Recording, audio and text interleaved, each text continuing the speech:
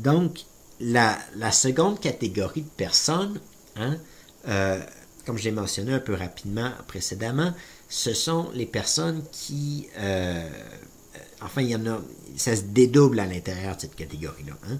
C'est premièrement les personnes qui sont mentalement incapables de se représenter ou qui sont mentalement inaptes, hein, et donc que ça a été, disons, déterminé auparavant ou que l'État en est venu à cette conclusion-là. Hein. Dans un cas comme celui-là, hein, à mon avis, on n'a pas vraiment 36 solutions. C'est que on ne peut pas simplement dire à cette personne-là du fait qu'elle est incapable elle-même de se représenter, qu'elle n'a pas de représentation, parce que si on fait ça, les intérêts de ces personnes-là ou de cette catégorie de personnes-là ne seraient pas représentés dans l'Assemblée citoyenne. Hein. Et donc, la seule vraie solution qu'on a, c'est de dire aux représentants légaux de cette personne-là, hein, que c'est à eux d'assumer en son nom la représentation au sein de l'Assemblée citoyenne pour cette personne-là. Et à ce moment-là, il faudrait même prévoir une assistance particulière pour que quelqu'un puisse, disons, s'occuper de la personne mentalement moins capable entre-temps. Hein. Et donc, l'idée, donc, c'est de... tout comme le droit de vote fonctionne comme ça par ailleurs, hein, une personne qui est mentalement incapable va avoir son représentant légal qui va voter pour elle, hein, ou pour lui. Et donc, la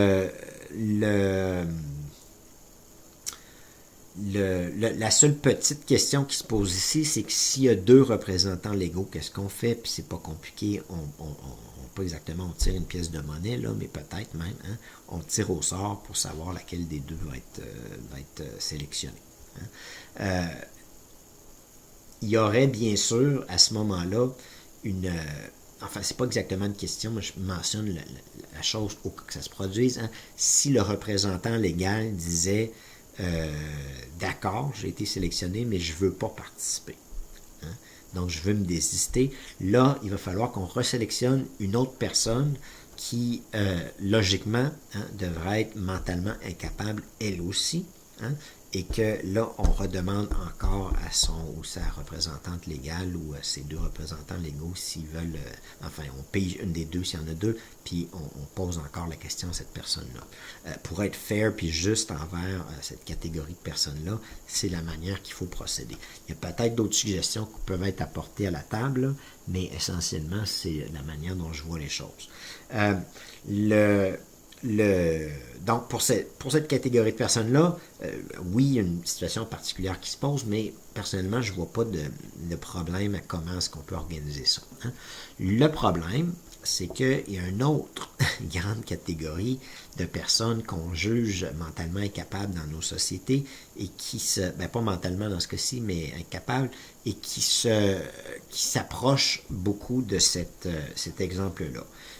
Et là, où il faut faire une parenthèse, c'est qu'en fait, hein, dans la section 8, dans la section sur les droits politiques indirects des mineurs, hein, je vais discuter de l'idée suivante, grosso modo, mais je préférais vous renvoyer là une présentation exhaustive sur ce sujet-là, qui est d'ailleurs, à mon avis, fort intéressante. Là, je ne vais pas vous cacher que cette question-là, je la trouve passionnante. Hein. C'est que, bon, dans nos systèmes politiques, là, il y a 20% des gens qui ne sont pas représentés. Hein, ces personnes-là, c'est les mineurs. Donc, il y a juste les adultes qui ont le droit de vote et qui ont des droits politiques. Hein.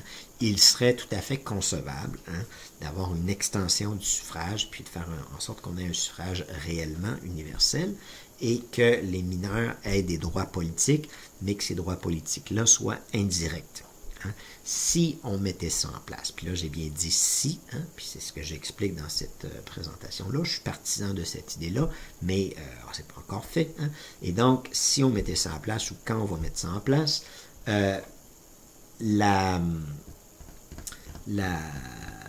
plutôt, c'est ça, si on met ça en place, hein, le mécanisme pour représenter les intérêts des personnes mineures est identique. C'est pratiquement du copier-coller avec la personne mentalement incapable. C'est-à-dire qu'on prend ses représentants légaux, et on leur donne comme mandat de représenter ses intérêts. Ici, ce que ça veut dire concrètement, c'est qu'on mettrait les enfants et les mineurs sur le registre citoyen. Si c'est un mineur qui est pigé, hein, puis si ses parents sont ensemble, puis ses parents sont un couple hétérosexuel, donc je prends un cas typique, vous me pardonnerez, là, mais on pige entre les deux, hein, et puis on détermine donc c'est papa ou maman qui représente bébé, en gros, là, ou enfant ou adolescent. Hein. Et donc, ce que ça veut dire, c'est que si on introduisait cette innovation-là dans notre système politique, puis on aurait bien des avantages à le faire que j'expliquerai dans la section 8, on va avoir la même question qui va se poser pour le tirage au sort. Hein. Comme je viens d'expliquer, il va falloir qu'on procède comme ça. Et bon, dit comme ça, c'est plutôt simple, j'imagine. Dans le fond, il n'y a peut-être pas à en faire tout un cas. Sauf qu'évidemment, hein, il faut peut-être souligner qu'il y a quand même une partie importante de notre population qui se retrouve dans cette situation-là, puis donc, que en mettant en place l'innovation que je vous propose dans la section droit politique indirect des mineurs, hein, on aurait là une assemblée avec une configuration sensiblement différente d'une assemblée citoyenne sous notre régime de suffrage tronqué. Hein, qui est pré-universel, disons, ou universel tronqué, je sais pas, on peut pas dire ça, universel tronqué, ça marche pas, là, mais disons pré-universel. Et donc, hein, qu'on aurait une assemblée, là, je veux dire, démographiquement différente. Hein. Dans ce cas-là, bien sûr, hein, la personne, le représentant ou la représentante légale qui est sélectionnée, hein, représente. Puis là, il faudrait même que ça soit très, très formel, cette affaire-là, en ce sens que quand elle s'exprime devant l'Assemblée, que ça soit dit qu'elle représente l'intérêt d'une autre personne, hein, donc de son enfant, entre guillemets, il faut qu'elle soit absolument claire que c'est l'intérêt de l'autre personne qui est représenté. Hein. Il y a une autre petite question qui se pose ici, qu'on pourrait mentionner dans l'autre section, mais c'est important, je pense, de la mentionner directement ici, c'est que, bon, supposons qu'on pige quelqu'un qui a 17 ans. Hein. Vous allez voir, là, quand je vais vous parler de l'autre, dans l'autre partie, je vais vous parler enfin, je vais vous parler d'une autre chose qui va changer un peu la donne dans ce que je vais dire présentement, mais gardez ça pour plus tard. Là. Mais supposons qu'on pigeait quelqu'un donc, qui est à la frontière entre l'âge de la majorité ou non, hein, et qui, durant le cours de son mandat, va acquérir l'âge de la majorité. Hein. Donc, à ce moment-là, hein, le parent représenterait, ou le représentant légal représenterait la personne jusqu'à l'âge de la majorité, et après ça, l'autre personne se représenterait elle-même. Hein. Ce qui me semble absolument juste, hein, et puis ce qui ne pose pas vraiment question au point de vue de la justice ici. Bon, ceci pour dire que je comprends que cette idée-là, là, vous allez me dire, mais il sort ça d'où, là? Mais j'en ai donc des idées comme ça. Sauf que, encore une fois, je vous renvoie à cette autre section-là pour une discussion plus large. Pour maintenant, hein, étant donné que les mineurs n'ont malheureusement, de mon point de vue, pas de droit politique, hein, ce qui est plutôt grave, en fait, dans un système politique, là, d'avoir 20% de la population qui n'est pas représentée. Donc, il y a un problème pour moi, hein, mais du fait que ces personnes-là n'ont pas de droit politique, tout ce que je viens de vous dire ne se pose pas vraiment comme question. Hein. Puis donc, c'est une possibilité dans un régime plus authentiquement démocratique qu'on doive ou qu'on puisse procéder de cette manière-là. Il y a une question de fond, bien sûr, hein, qui se pose, c'est que là, tu sais, on a une assemblée constitutionnelle qui est en train de jaser de la Constitution. Est-ce que ce ne serait pas intéressant d'avoir la représentation même indirecte des mineurs dans une assemblée comme ça? Puis je pense que la réponse, c'est que oui, de toute évidence. C'est-à-dire qu'on peut se poser la question pour le vote puis pour d'autres droits politiques, mais dans ce cas-ci, ça me semble plutôt évident que d'une certaine manière, ils ont leur place, bien que ce soit indirect, là, mais il y a lieu à ce que ces intérêts-là soient représentés. Et je me répète, la personne représentante, on ne peut pas bien sûr on peut pas on peut pas mettre comment dire, là, on peut pas la mettre en laisse. Hein? On peut pas mettre le parent en laisse puis forcer le parent à représenter l'intérêt de son enfant, mais on peut penser que la relation de parent-enfant implique nécessairement cette idée-là, mais ce que je veux dire, c'est que il faut donner une certaine liberté aux parents, hein, mais il faut que ça soit absolument clair que c'est l'intérêt de la personne ou la présence, dans ce cas-ci, si on peut dire de manière plus vaste que le seul intérêt de la personne mineure qui est représentée là. Hein. Et que ce soit d'une certaine manière rappelé constamment à cette personne-là qu'elle est là, disons, pour penser à l'avenir, si on peut le dire, de manière simple, à la bonne franquette. Hein. Encore une fois, je ne vais pas vous faire peur avec cette idée-là. Je vais juste la mentionner ici parce que c'est approprié de la mentionner quand on parle de la sélection. Hein. Et puis dans cette autre section-là, je vous renverrai au droit politique indirect des mineurs pour savoir si vous êtes convaincu, comme moi je le suis, que ce serait une bonne avenue pour notre société. Hein. Si on détermine que ça ne l'est pas, d'une certaine manière, je ne vais pas dire que ça simplifie les choses, mais que ça fait juste qu'on évacue tout ce que je viens de dire puis que ça ne change rien. Il y aurait juste, on continue avec le système qu'on a présentement. Hein.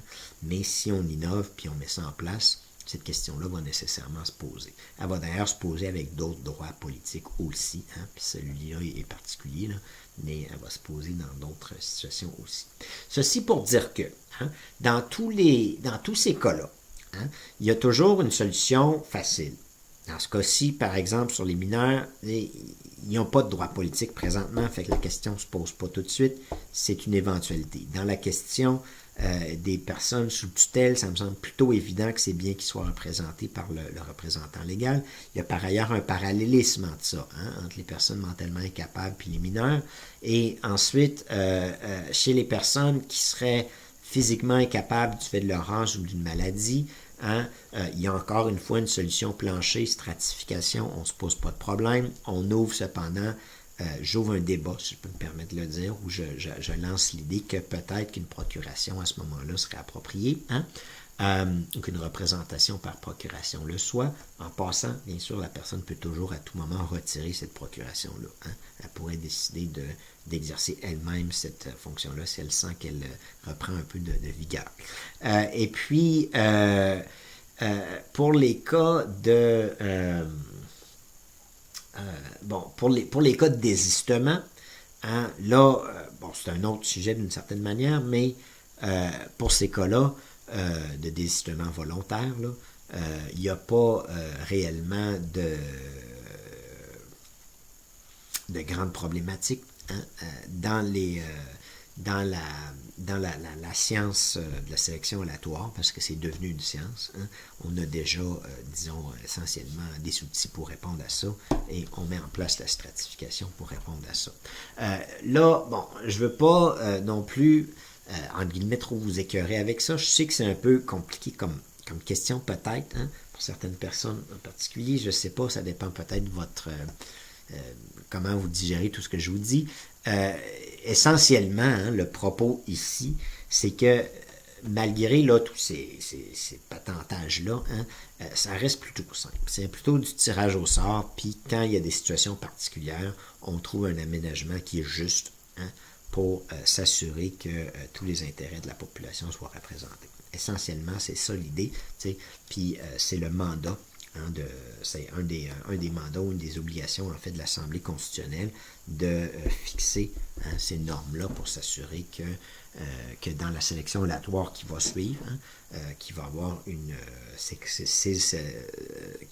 justice et puis que c'est l'avis des citoyens eux-mêmes qui va faire en sorte qu'on va suivre un chemin ou un autre, ou disons une petite ruelle ou un autre ruelle. Parce que c'est pas, il y a pas de, il y a certains choix là, mais disons la ligne est plutôt tracée et puis l'incidence de tout ça finalement, hein, sur l'Assemblée citoyenne en tant que telle, il y a des questions plus importantes que les autres, mais reste un peu à la marge, dans ce sens que il faut faire attention, mais le principe du tirage au sort va fonctionner, là, rouler comme sans encombre pour, on pourrait dire 90% des cas, au moins, sinon plus. Et il y a quelques cas d'exception, donc il faut quand même traiter, mais il ne faut pas oublier que c'est des cas d'exception, autrement dit.